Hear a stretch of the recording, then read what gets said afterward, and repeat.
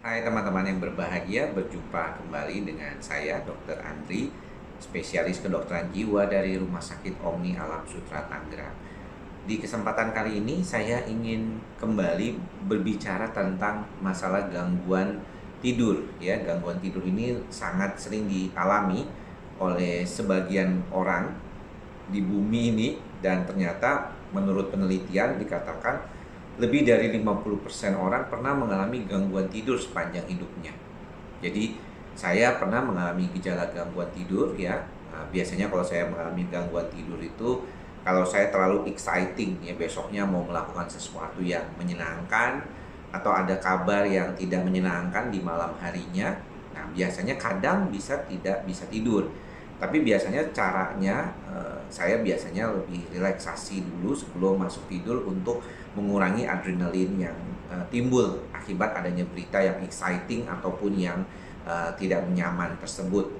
Nah, biasanya kalau kita melihat orang dengan masalah gangguan tidur itu ada yang sulit memulai tidur ya. Saya biasanya tidak pernah masalah untuk memulai tidur, tapi lebih banyak yang sulit mempertahankan tidur. Jadi biasanya mereka terbangun terus setiap setengah jam, 1 jam. Nah, kalau saya sendiri biasanya tidurnya itu bisa, tapi 3 jam, 4 jam bangun ya, dan susah untuk tidur lagi. Nah, itu yang biasanya saya alami.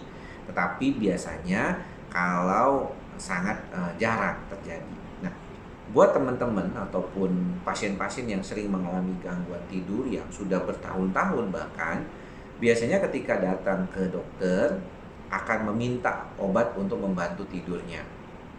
Nah, menariknya nih, kalau saya lihat belakangan ini saya punya beberapa pasien, mereka datang dengan masalah gangguan tidur yang sudah lama dan berharap datang ke saya untuk bisa mengobati tidurnya. Dalam arti tidak lagi pakai obat. Nah, ini memang agak sulit ya menurut saya. Karena ternyata kalau kita melihat dari sisi usia, itu tiap orang itu bisa berbeda. Ya, kalau misalnya di usia di bawah 18 tahun ya, biasanya gangguan tidur itu terjadi terkait dengan pola tidur yang kacau. Ya, misalnya main game atau misalnya nonton TV ya sampai larut malam ya. Saya punya tuh beberapa pasien orang tua yang pusing ya sama anaknya karena dia nonton TV di masa pandemi ini, kan tidak sekolah ke sekolah, jadi di rumah itu nonton TV dan main game sampai jam 12. Akhirnya orang tuanya harus ngikutin juga jam segitu. Padahal itu merupakan suatu pola kebiasaan yang paling penting ya. Yang kedua adalah di usia-usia muda, di antara 20-an sampai 30-an ya. Biasanya gangguan tidurnya memang juga dikaitkan dengan adanya faktor stresor. Ada faktor kecemasan.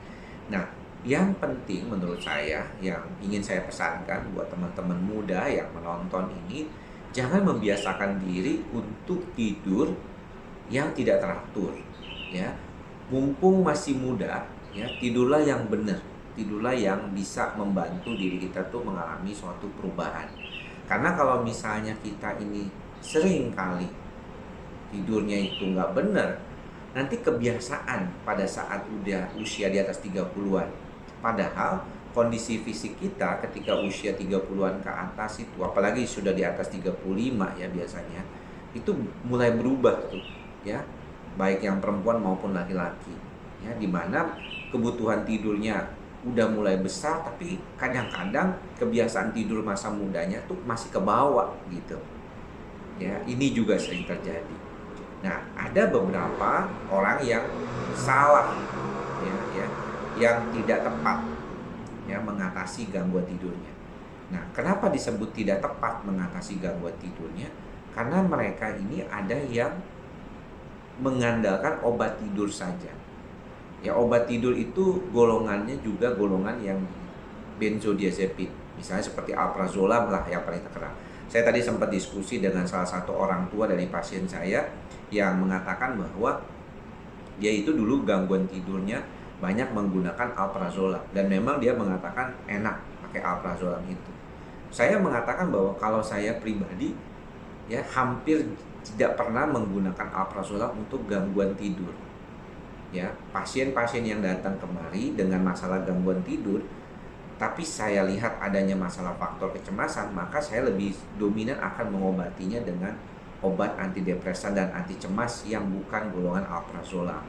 Karena alprazolam ini sangat unik ya, dia itu dosis kecil 0,25 sampai 0,5 mg juga bisa membuat orang itu nyaman sekali tidurnya. Dan kalau kita lihat mengapa nyaman, karena sebenarnya orang ini mempunyai kecemasan terhadap kondisi kehidupannya sehari-hari. Sehingga ketika dia menggunakan obat seperti alprazolam, dia merasakan adanya perubahan yang signifikan yang berkaitan dengan tidurnya tersebut.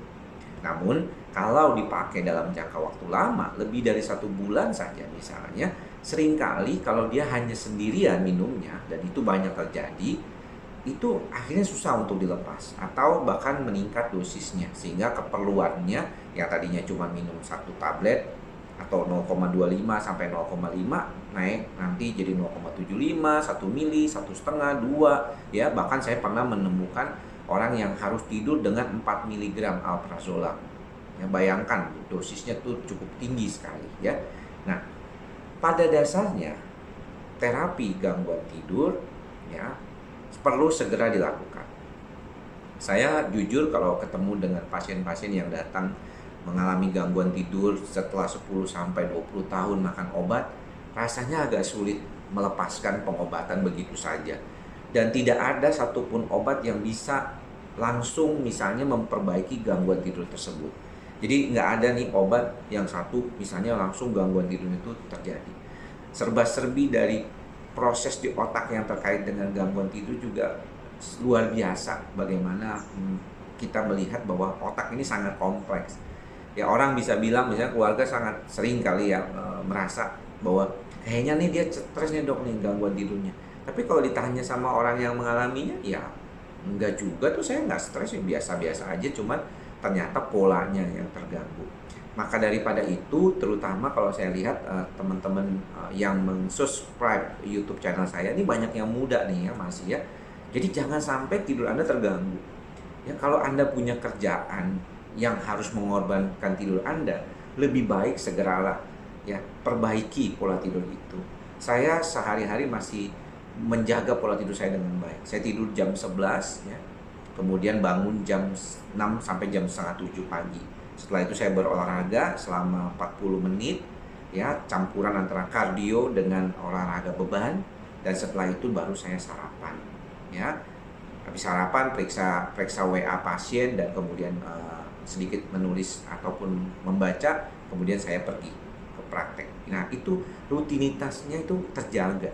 Kenapa? Karena otak kita ini butuh rutinitas. Behavior terapi itu otak kita itu adalah dengan cara perilaku yang bertujuan dan punya maksud tertentu.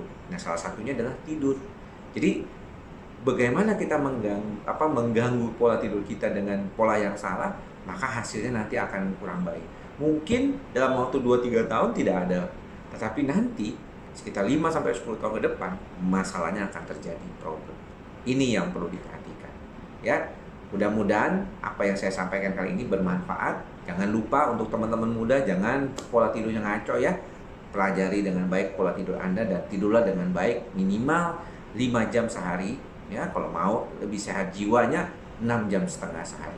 Ya, mudah-mudahan semua apa yang saya sampaikan ini bisa bermanfaat buat teman-teman semua. Sampai bertemu lagi di lain kesempatan. Salam sehat jiwa. Bye-bye.